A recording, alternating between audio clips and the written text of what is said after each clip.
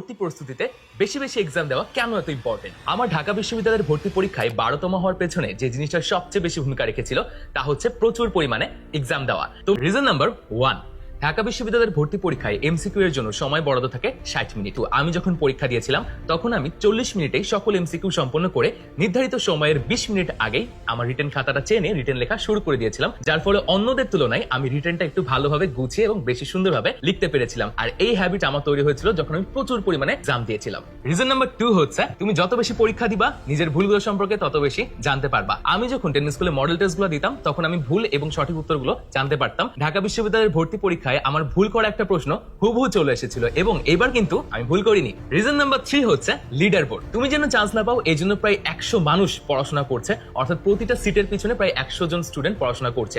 So তাদেরকে defeat করতে গেলে তাদের পজিশন সম্পর্কে তোমার আইডিয়া থাকতে হবে, অর্থাৎ যুদ্ধের ময়দানে অন্ধকারে চলে গেলে হবে না, শত্রুর অবস্থান সম্পর্কে বা সক্ষমতা সম্পর্কেও তোমার ধারণা রাখতে হবে। তাই তুমি যত বেশি এক্সাম দিবা তুমি লিডার বোর্ডের মাধ্যমে দেখতে পারবা যে তোমার কম্পিটিটরস যারা আছে তাদের সাথে তোমার ডিফারেন্সটা ঠিক কতটুকু। সো তোমরা বুঝতেই পারলে যে এক্সাম দেওয়া কেন এত বেশি ইম্পর্টেন্ট। তাই তুমি যদি ডিউ স্ট্যান্ডার্ড এক্সাম দিয়ে নিজের প্রস্তুতিকে 100তে 100 করে নিতে চাও এবং নিজের অবস্থান যাচাই করে নিতে চাও তাহলে দ্রুত চলে যাও কমেন্টে দেওয়া লিঙ্কে।